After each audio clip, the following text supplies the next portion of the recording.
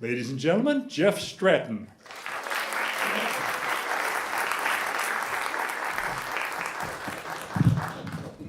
Get down, you know how to do it. Thank you, Jerry. I'm not telling a sad story. I just got hit with some kind of sinus problem, and I'm going to be doing this. I apologize, but boy, it hit me hard. You know, I came from Arizona. We never had such an issue. You know, we didn't have sinus problems. We had rattlesnakes, tarantulas, home invasions, but no. Man, sorry about that. I'm sorry? No pollen out there? Not that kind. Not that kind. Okay, let me start with a question that you've probably all heard many, many times here in Jonesboro, the Tri-Cities. Kto TV narod? Right? Kto TV narod? Now that's the Ukrainian version of who are your people? Or where are you from? Or the question that we all hear, you ain't from around here, is you? Okay, who's your people? You know, with the advent of, Ancestry.com and 23andMe, there's a lot of DNA testing that people are getting interested in, and they're starting to re-examine and re-explore their heritage, where they're from, their genealogy. It's fascinating. It's absolutely fascinating. I initially was not all that interested. I just figured, I know my family. I know where I'm from. I know what they're all about. And it turned out I was very, very wrong. Very wrong. And I'll tell you how this started. December of 16, a little over a year and a half ago, one of my sisters bought a bunch of those DNA kits from Ancestry.com. And she offered them to those of us who wanted them. So my wife Jolene and I each bought a kit. And we went, has anybody done this? Oh, you okay? One, okay. And what you do is you spit in this little tube and you pour this little liquid and you shake it up and you box it up and you mail it out to them. And then it comes back to you a little later on with a report. And we already knew who we were and what we were. We were just kind of curious about percentages because it gives you percentages. Now, what they'll give you basically is three things. They'll say, predominantly you're this, probably from one parent. Predominantly you're that from another parent. And then there's what they call trace. And trace are those little 1% and 2% that are part of your heritage. 2% this, 1% that. And it adds up to a small portion of the entire picture. So we got these reports back, and my wife was not at all surprised. Her report said that she is German, and more German. And with last names like Yankee, Niedermeyer, and Kuhagen, they would fit. She's sitting right over here watching me. That would fit. Now, I had been told forever that we were half English through my dad's side, Old English coming into New England and then working their way down, and Ukrainian on my mom's side. Her parents had immigrated about 100 years ago into the U.S. So when I got my report, I thought, okay, that's what it's going to say, give or take so many percentages. Now, I was about 20% trace. Those are those little 1 and 2s. Okay, fine. Push those aside. And the remaining 80%, I expected to see something like this. Wouldn't you agree? Something, give or take, a couple of, something like that. 20% English, 60% Slavic and East European. How can that be? How can that be? That doesn't make any sense. So I did the next thing I could. I notified all my siblings of what the results were. And I said, does anybody have any idea? Has anybody done this? And one sister answered back by mailing me a packet that had a baptismal certificate and some old photographs. And that sister, by the way, just drove down here from New York about an hour and a half ago. And she's sitting over here wearing the same t-shirt I am. She came down to hear my story. Oh, geez. What? Here's your sister Lulu from Virginia. Oh, my goodness!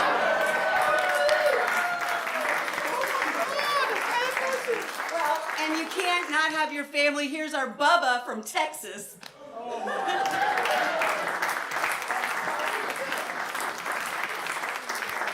Don't forget your partner in crime, all the way from New York, Penn, Dean. Oh, my God, my brother!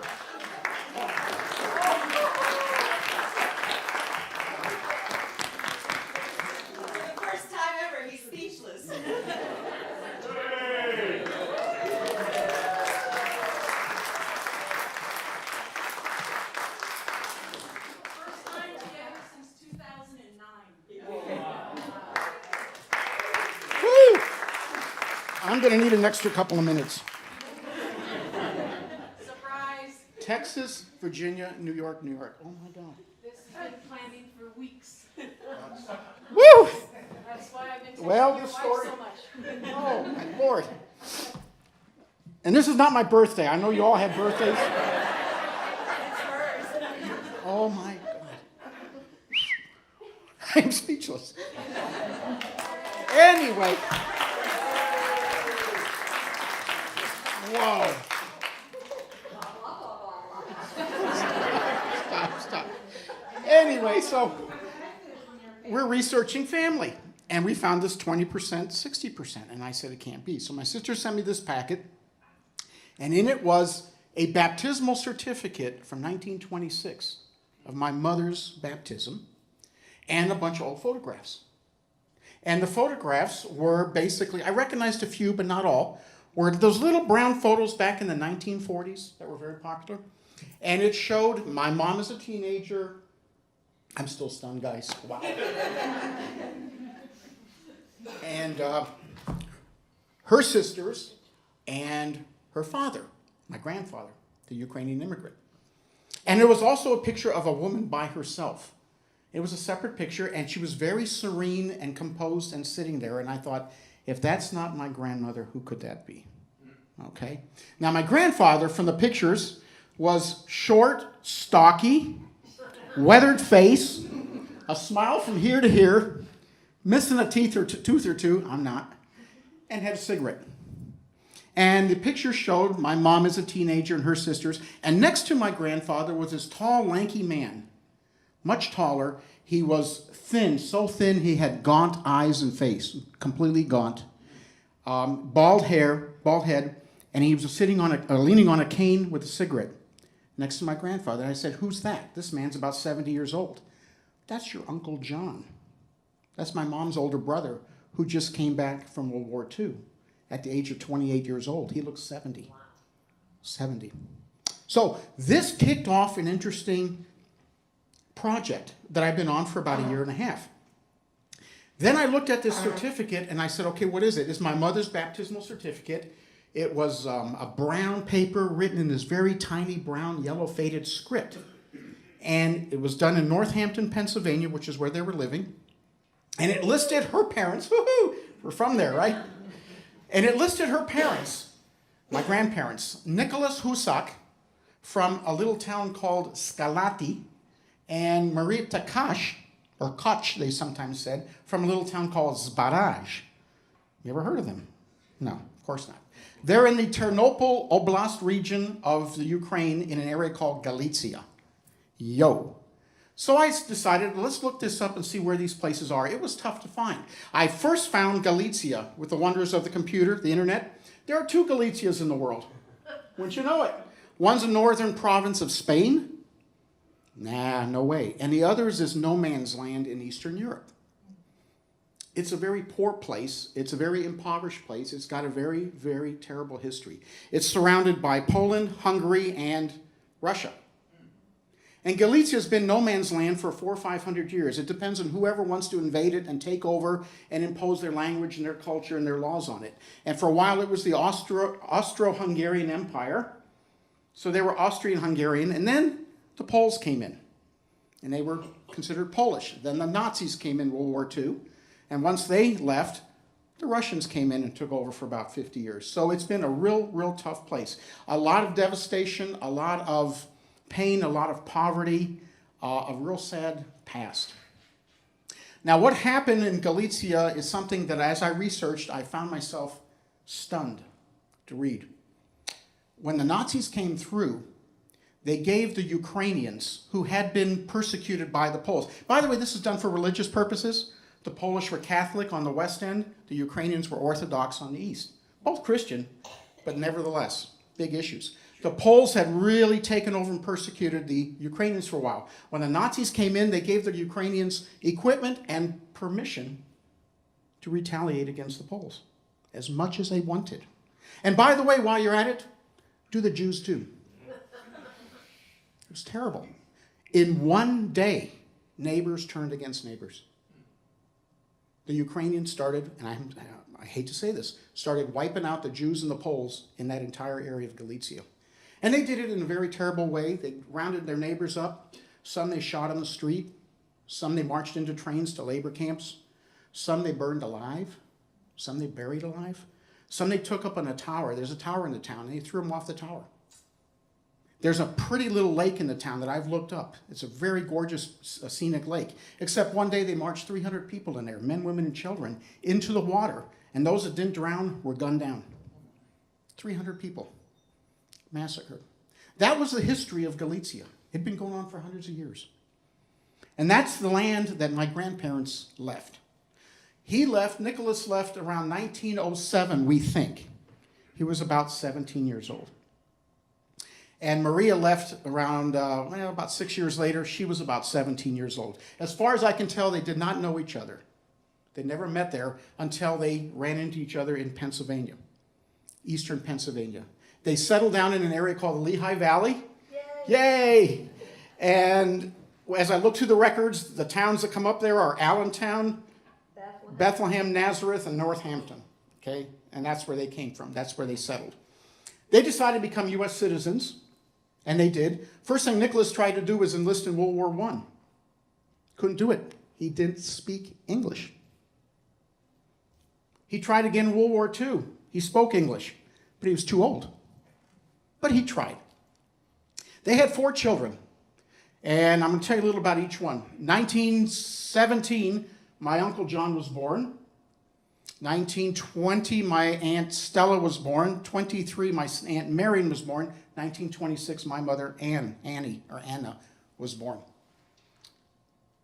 They were full Americans. They embraced America. Uncle John, it's my sinus. Uncle John enlisted in World War II, went into the Army, fought 4 years. I tracked him down through his military records. He was in a unit called the 644th Tank Destroyer Battalion. And here's a vet, my brother here. How many years in the Army? 5. 5? Okay. And he landed on Utah Beach in Normandy right after D-Day, and he fought through northern France, Belgium, Luxembourg, and into northern Germany. He spent several years out there fighting, and eventually they met up with the Russians on the Elbe River, and that was the pincer that basically drove the Nazis out. And at that point, he was wounded, which I never knew. He took a grenade explosion to the left hand and wrist, and that's probably what the picture I saw when he had come home after that injury. He married a young lady named Anna. They love those names, Anna, don't they?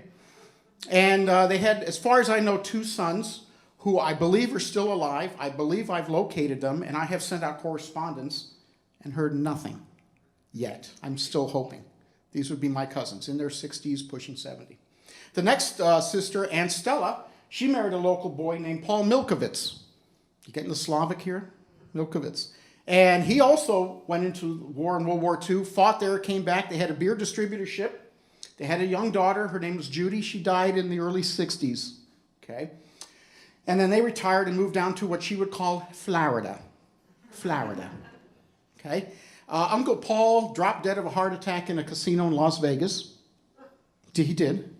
And Aunt Stella died of illness and disease a few years later. So there were no cousins left in that side. Now, Aunt Mary, in the next one, she married a Slavic boy named Andy Kavkak.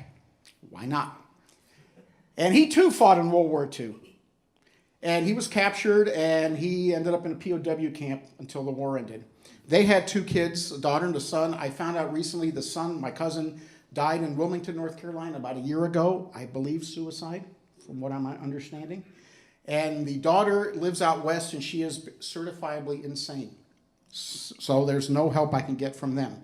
And then we have my mom, who married my dad, and we had the 4. 3 of us are here of the older group. 1 sister we've already lost. She died a few years ago. And then we have 2 more coming up behind us.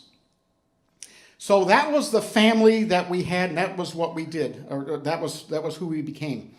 Now, when I was trying to research how families got from those little tiny villages to America, there's an incredible story. What happened in those villages usually was the extended family would get together and find out which one, that's all they could afford, which one they could send to the new country. And usually they were the younger ones, the more reliable ones, the more energetic ones. And they would put their money together and send that teenager to America. Now, when you grow up in a little village like Scalati, which, by the way, in 1914 had 6,500, today it has 3,000 population. Zbaraj is about 13,000. They're very small. Their circle of knowledge was the village maybe 10 or 20 kilometers outside it. That's it. That's all they knew. To have to cross 500 miles through different countries to get to the German coast to catch a freighter to America. They would take off from Bremen or Hamburg, usually. To think about it, to be a teenager, never left your village, and you're crossing 500 miles, you don't speak the language, you have no idea really where you're getting to. Some of it you're walking, some you may be on a train, who knows, you're riding a donkey, I'm not sure how they did it. They would get to these big cities, totally overwhelmed, and sometimes find out that they didn't have enough money. Or they trusted in somebody they met on the way and they were cheated, robbed, and victimized. There was no way they were going to get on that ship. And this is a story that I've been reading about quite a bit. This is not just the Ukrainians. A lot of people had this problem. So these young folks basically had to live in the streets, under the bridges, had to fend for themselves in any way they could to survive and somehow earn the money to get on that ship and take their family's future over to America, if they could. Not all could. Some perished. Some gave up and came home. Some just didn't make it. But apparently, Nicholas Husak and Maria Takash were able to individually, as teenagers, make it to America, where they met, and I told you the story, they met in the Lehigh Valley and had their family.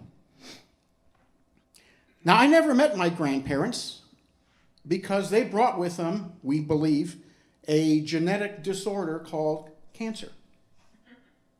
My grandfather, my grandmother, my Uncle John, and our mother all died of colon cancer, very young ages. Nicholas was, I think, 58 or 59. I'm getting the head nods. Maria was only like 48. Uncle John was 50, and my mother's 43. They all died of colon cancer. We have their death certificates. It's a fact. It's something that has come down through, we're convinced it's come down through that generation. We have no more history of it. Those of us who've been tested don't have any. And by the way, if you ever had that test for the colon cancer, I've been doing it since age 35. I'm 65. Since age 35, every 2 years, just to make sure I don't have it. And so far, so good. So apparently, somehow, that has mutated or stopped, and we're good with that. So again, I never met them. I just have seen pictures of them. Now, have you ever looked at a picture of somebody anywhere you never met, and you look at that one picture, and you try to figure out the personality of that person? What kind of person is that? What would they have said? What would they have liked? I find myself doing that. And what I was able to do a couple of times while my two aunts were alive, Marion up in Pennsylvania and Stella down in Florida, once in a while I got to visit them, and I would sit there and I would ask about the family, about the lineage. And you know their reaction? Don't talk about it. Don't bring it up. Why do you live in the past? We don't live there anymore. Those were terrible times, terrible places. It was ugly, war, devastation, everything else. And then the Russians, God let them burn in hell, every one of them, right? That's what I tell you, they're at the kitchen table. Don't bring up the past. We're here, we're Americans. They say, let me get it right, zaraz amerikansky. We are Americans. We don't talk about that. God took us out of there, and don't you question God. Live with the now and the present and the future. And that was their reaction. I'd be stunned because I didn't think I asked anything terrible. And then they would stop, and Aunt Stella, you know, was the one, so, how's the weather? Change the conversation. And then she'd say, Jeffrey, I knew you were coming this far. I went and cooked you your favorite food. Look, I've got piroshkis. Look, I got golubsti. Look, I got perehe. All these things you like. And look, I made you a bowl of hrin. We haven't eaten that in 50 years. My brother's almost throwing up. Hrin. Hrin, let me tell you, hrin is a relish. It's used by the Ukrainians for holidays. It's used to celebrate. It's a very simple relish. Oh, God, it's terrible. You take red beets and you grate them. You take horseradish root and you grate that. and you throw a little vinegar in it. And you stir it up, and you mash it, and you pulverize it, and you turn it into what looks like a purple paste. Okay, it's a relish. And then you cover it in a bowl, and you put it in the fridge for about 4 or 5 days where it can ferment. Now, the bowls have to be glass or ceramic. If you put it in a metal bowl, it'll etch it just like industrial solvent. You can't do that. Glass. And she would bring it out and she'd say, oh, tell me about what you're doing. Have you met a nice girl? Oh, is she nice? Do you admire her? We got this it was a generational thing. And oh, by the way, eat. Yeasty, eat more. I cook for you. Why don't you eat? Eat, come eat. And she'd bring out a bowl of chrin. Now, when chrin came out, it was a tearful occasion. Seriously tearful. The older generation would cry out of nostalgia. It brought them back to the old country. It brought them back to the people they left behind, the old customs. They were living in the past when they ate their chrin. The younger generation, our tears were tears of anticipation, fear, foreboding, dread. You remember that? And then she'd lift the lid up and she'd say, look at this. And the aroma would just take off and permeate the house. I mean, it was in the curtains, the carpeting, it was in your hair, it was in the paint. It was everywhere. And she'd take a spoon and she'd say, now you got to eat a spoon of this. It's for good luck.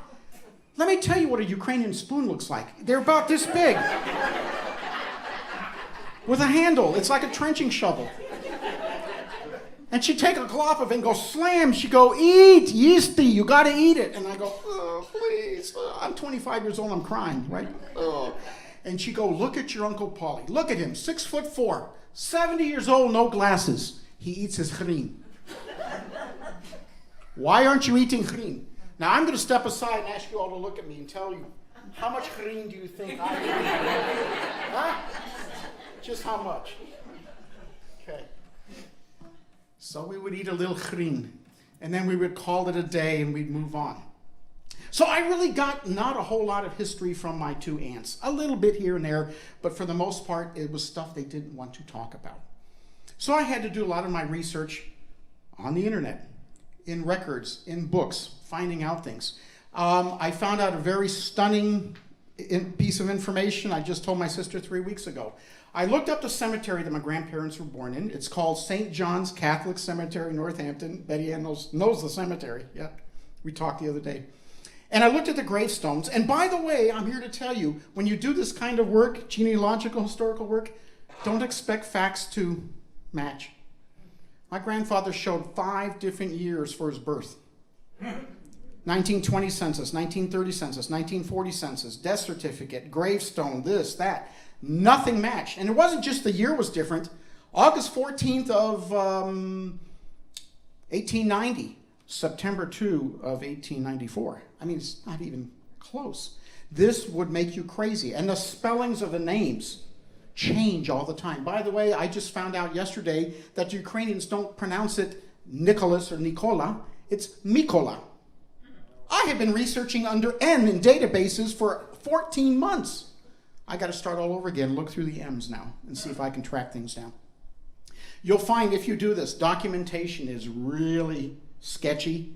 It's really sketchy. Dates are mixed up. Things have been changed. We don't know why. Some of it may have been just the fact that it was copied wrong. Some of it may be a reason, or because of reasons to hide something, or maybe to change something. But while I was looking at the cemetery with their gravestone, I noticed there was another Husak buried in that cemetery.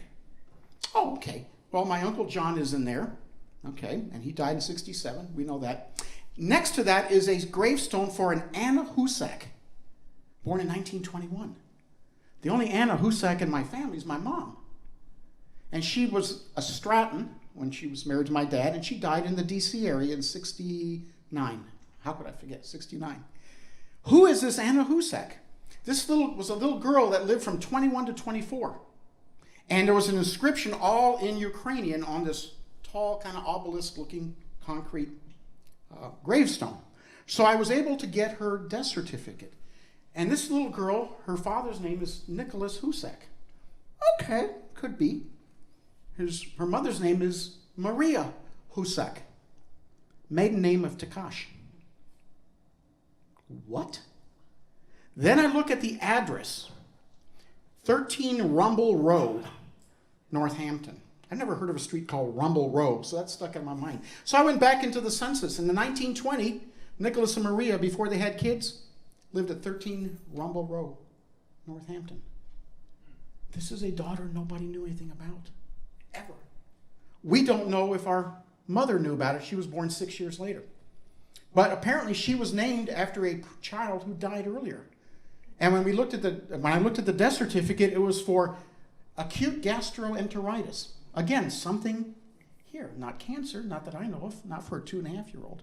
So now the mystery is going on. What haven't we been told? They're all gone. I have nobody to ask. I have no way of getting those questions answered other than going into records and trying to find out. Not too long ago, Jolene and I were on a riverboat trip in Germany, December. And if you've been on some of these river cruises, a lot of the crew are Eastern Europeans. They are. I meet Bulgarians, Romanians, Hungarians, all kinds. And I love talking to them. They speak beautiful English. They're great people. And I noticed one young man, he had his name tag on. It said Maxim Stepanov. Sounds very Slavic, right? Well, I like to figure out where they're from based on their name. It's just a little thing I do. And I look at him and I said, "Can I guess where you're from?" And he starts laughing. He said, "You Americans think we're all Russians. We're all Russians. That's all you think, Russians. There's no other country out here, just Russia." He said, "We're not." And I said, "Well, let me look. Maxim is very Russian. Stepanov, though, is very Bulgarian. Are you like Russian Bulgarian?" He said, "You're close. I'm Ukrainian Bulgarian." "Oh, okay, that's close. I feel good about this." And he's laughing. He says, "Why would you know?" And I said, "Well, my mom's family's from Ukraine." He says, "Where in Ukraine?" And I said, "Well, Ternopil Oblast is a region." And I said, "You know it?" He says, "Yeah." He says, "But I'm from Odessa on the sea, on the opposite end of the country." Okay. He said, "What towns?" And I said, "You never heard of them. They're villages like this. One's called Skalati, and the other's Zbaraj." Zbaraj? You know Zbaraj? No, I don't know Zbaraj.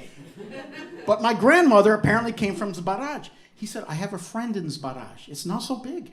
It's 13,000 people." And I said, "Yeah, and I'm trying to find record what may still be there." You have to understand, a lot of the records that were kept in those days, birth certificates, marriage certificates, and death certificates, most were kept in churches by the individual religion, okay? And when other countries came in, first thing they usually did, burn the churches, burn the records. We don't know if there's anything left. And I said, "I would like so much to find the record." And he said, "Give me what information you have, and I'll send it to my friend in Zbaraj and see if, in fact, he can find out something." What are you looking for? Anything.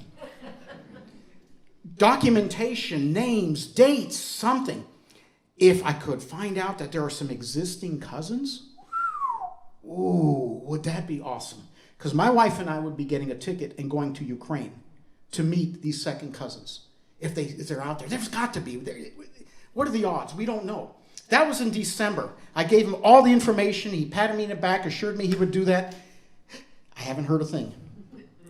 I'm still waiting, okay? So I have to be patient. I do want to tell you of an interesting story when we talk the migration of those people into the country. Did you know that roughly 40% of immigrants coming to America never stayed? About 40% of immigrants had to leave. Many were turned back by immigration for all kinds of reasons. Some countries had quotas. We only let so many in of that country. Some were issues of disease and illness and carrying it, various things like tuberculosis. We're not going to allow that in the country. But on other cases, it was voluntary. We had people who came from other countries with the express idea, coming to America, working 3, 4, 5 years, making as much good money as they could in America, and going back home and being wealthy and living their life with their family. That was very, very common 100 years ago. So much so that there's an interesting story about a young man named Vanko Koralia. Vanko lived in Galicia. Vanko decided to come to America and pursue his career for 3 or 4 years. He was a miner. Vanko ended up in New Jersey and quickly married an American woman, although he had a wife and 2 kids back in Galicia. What would she know? He sends her money. A couple years later, I track Vanko, and he's in Michigan working in a mine. He married another American woman. And at that point, he got caught and charged with bigamy, got convicted, and did some time. When he was finished doing his time, they deported him back to the old country. And Vanko showed up in the old country, back with his family, his fields, his friends, and his 2 children, who now numbered 4. Vanko was gone so long, they thought he had died. They started new lives. Nobody knew. This was very, very common. It caused all kinds of problems. So now I'm to the point where I'm on the internet. I'm surfing as fast as I can, looking for information, digging for this, digging for that. I've written to VFW halls and places trying to find documentation, pictures, what have you. And I've come across the YouTube channel on the internet. Now we know what YouTube is. And I found that if I typed in Zbaraja Skalati, the people in there like YouTube just as much as we do. And they have videos of weddings and festivals and school functions and street fairs and this. I even see the tower where they threw people off into the in the 40s. It's still there. And I can't understand a thing they say, but I'm looking at the little towns that my grandparents emigrated from as teenagers and started a whole new life in a new generation, 2 new generations. And there's one young man in Zbaraj that's gone further. He's got a drone. And he flies his drone over this little town, on the streets back and forth, and he's giving a running commentary in Ukrainian, which I don't speak, a few words. That's all I know. But I find myself transported back to the village, the home of my grandparents, where we, in effect, started. And I want so bad to see what they saw and to walk the same little streets. Matter of fact, it's got a paved street and a bunch of little dirt roads going across it, and that's it. That's the end of it. There's not much. At least it still exists. I will tell you this, many of the towns were wiped off the face of the earth between the Nazis and the Russians. They just wiped them off and ethnic cleansing back in those days. So, if you all are interested in ever looking up your lineage, spitting into that tube and mailing it in, be prepared for a surprise or two. Be prepared. But I would encourage you to do it. It's frustrating. My one sister does genealogy like crazy. It's frustrating. It's rewarding. You may find yourself going down a path that you're convinced, and after 6 months you go, no, there's no way that could be him for this reason. And you have to backtrack and come back. But if you ever want to try it, I suggest you do it.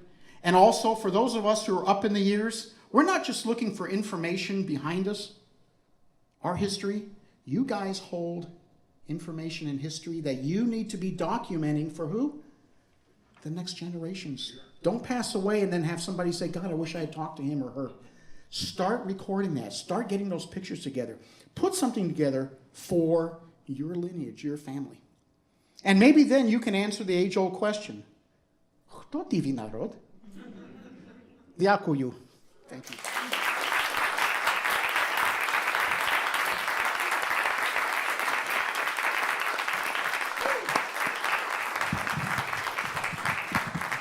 Yes. Вы сказали совсем хорошо. Очень нравится ваша сказка. Jeff Stratton and family. Hey.